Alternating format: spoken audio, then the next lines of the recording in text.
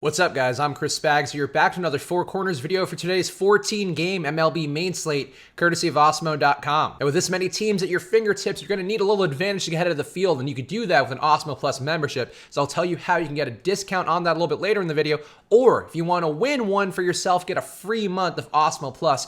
All you have to do right now is like this video and down below comment your double dong pick. If you both like the video and comment double dong and are correct, you'll be entered to win that free month of an Osmo Plus membership. But for now, on to our first corner of today's slate, the top pitchers, and Aaron Nola going against Miami should be the number one option today. He gets 3.2 implied runs against him, and will be the top owned pitcher on DraftKings with 49% and FanDuel with 27%, while he'll be number 3 on Yahoo with 37%. Miami's projected lineup has a 24.7% K rate and a 101 ISO versus right-hand pitching, which should have a hard time with Nola's 10 Ks per 9, even though he does continue to struggle with a 1.5 whip and 9% swing strike rate so far this year. We've been willing to play guys like Adam Wainwright versus Miami recently, and the spot here for Aaron Nola is a good one overall. The strikeout should be there, even though as chalk, it is always a concern that Miami could blow a guy like Nola up. Chris Sale versus Toronto also interests me with 2.8 implied runs against him, which is a slate low. Sale will be the number 2 owned pitcher everywhere with 42% on Yahoo, 23% on FanDuel, and 34% on DraftKings. Sale's 13 Ks per 9 is tops on the slate in a spot versus a Toronto team with a 24.4% K rate versus left-hand pitching. And with Sale's low 0.97 whip, it seems unlikely that Toronto's solid power that they have, a 188 ISO, affects him too much. I think Toronto can be a scary team to take a chalk pitcher against because they do have a ton of power. And Chris Sale does give up some power, but he's still so good. He's going to be in there for about 100 pitches, probably more than that. I like the spot for him quite a bit, and I'm willing to match the field on his ownership and maybe even be above it. And Trevor Bauer versus Detroit should also be popular today with 3.1 implied runs against him. Bauer will be the number 1 owned on Yahoo with 44%, and he'll be number 3 owned on DraftKings with 31%. Bauer also has a solid spot in front of him given Detroit's projected lineup that has a 25.4% K rate, but the 39% hard contact and 4.4 xFIP that Bauer allows would bump him behind Sale for me. Detroit is a better team to have a pitcher against compared to Toronto, but I still think I'd prefer Sale even though there's some more risk with Toronto's power. Detroit's a worse hitting lineup, but I do think Bauer's also been appreciably worse on the year. On to our next corner, the top stacks on the slate, and a Texas stack going against Ronaldo Lopez is going to be the popular option today. Texas gets 6.3 implied runs for them, which is a slate high, and a hot and humid Texas day with a 5.2% on run rate and 1.6 whip that Lopez allows are a strong spot all around for Texas. Texas lefties like Shin-Soo Choo look particularly strong with the 5.3 xFIP that Lopez allows to that side of the plate,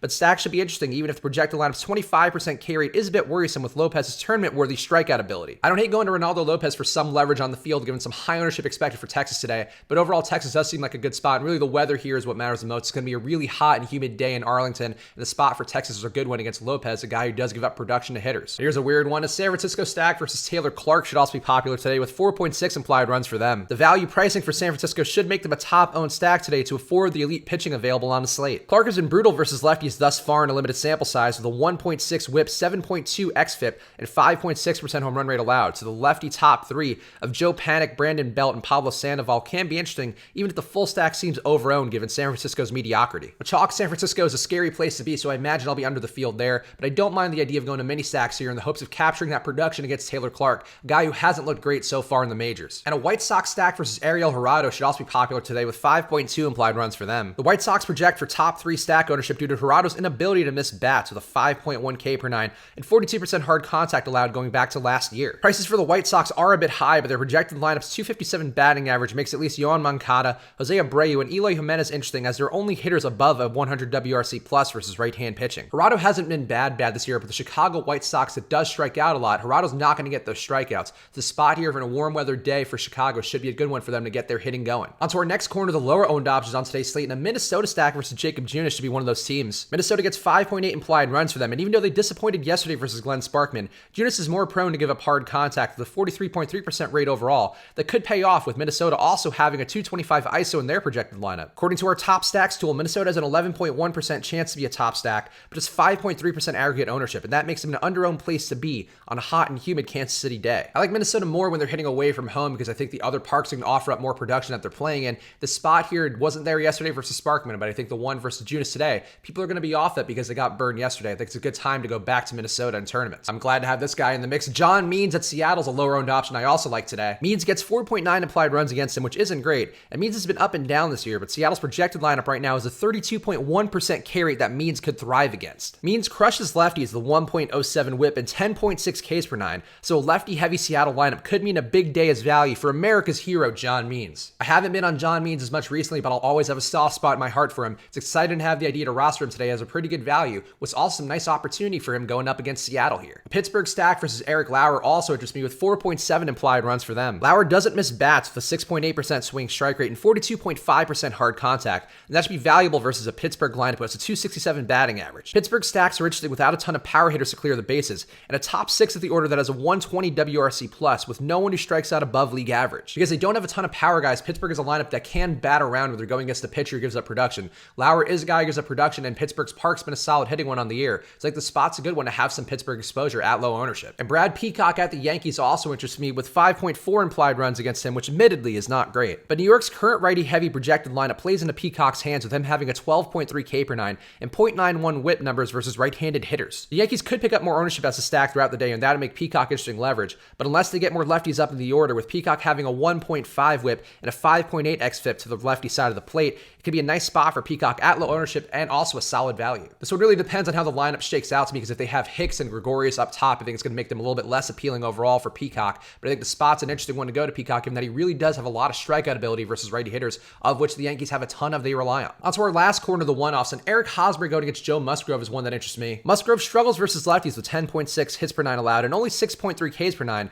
while Hosmer is priced well in the number 2 spot in their batting order. He also has a 296 batting average and a 122 WRC plus versus right-hand pitching, while also being in a decent hitting park. San Diego's stack as a whole interests me a bit. With the low Vegas total, I'm willing to go to a one-off like Hosmer, who I think could find that production given Musgrove's lefty struggles. Willie Calhoun versus Ronaldo Lopez also interests me, with Calhoun a better value than Shin-Soo Choo, but he has a 294 batting average and a 4.6% home run rate versus right-hand pitching on a hot Texas day that should help the ball carry. Choo is probably the Texas hitter I like the most, but Calhoun at that value price could be a good guy to have in your lineups here. He could have that big production day of guys getting on base in front of him. And I'm willing to go back to Jorge Polanco again today versus Jacob Junis. Polanco looks like a strong play again after being the only positive part of Minnesota's lineup yesterday, and he has a 323 batting average and a 148 WRC plus versus right-hand pitching, while Junis gives up 10.4 hits per nine and 44% hard contact to the left side of the plate. Polanco's been the most reliable hitter in a swooning Minnesota lineup. Even though I do like the stack, I think Polanco's the safest part of that stack overall. So there you have my thoughts on this big Friday slate. So right now, like this video and comment your double dong pick down below if you want to win a free month of an Awesemo Plus membership. Yesterday, just one guy in the league hit a double dong, Jake Marisnick. Nobody picked him, so we're rolling it forward today. You can get your chance to win that free membership that didn't get out to anybody yesterday. So like this video right now, comment your double dong pick down below. You'll be entered to win that free month of an Awesemo Plus premium membership. But with all the winning some of you guys are doing, maybe you don't want to wait for that free month, so just reinvest in yourself. Get that promo code SWITCH and HEDGE for half off your first month of any Awesemo Plus membership. You get all the ownership projections, the regular projections to plug right into Fantasy Cruncher, the deep dive column every day, the lineup builder tool. There's a lot of things here that are going to help you make better lineups every day. So use that promo code SWITCH and HEDGE for half off your first month or week of any Awesemo Plus membership. That's it for me for the week. So right now, go follow me on Twitter, Instagram, and YouTube even at Chris Spags. That's my handle everywhere. I'm here for you guys on all those different platforms. Willing to chat it up with you guys whenever you have any questions. So go ahead, follow me at Chris Spags pretty much everywhere. This has been one of the most viewed weeks we've had at the Four Corners, so thank you guys for the support. As you can see, it even got me these fancy new lights from the boss man. So hey, we're doing well here. We're all swimming in it in this Four Corners video. So I appreciate all the support you guys have offered. I hope you guys enjoy your weekend. Hope you guys have some great success. I'll see you guys again soon. Good luck.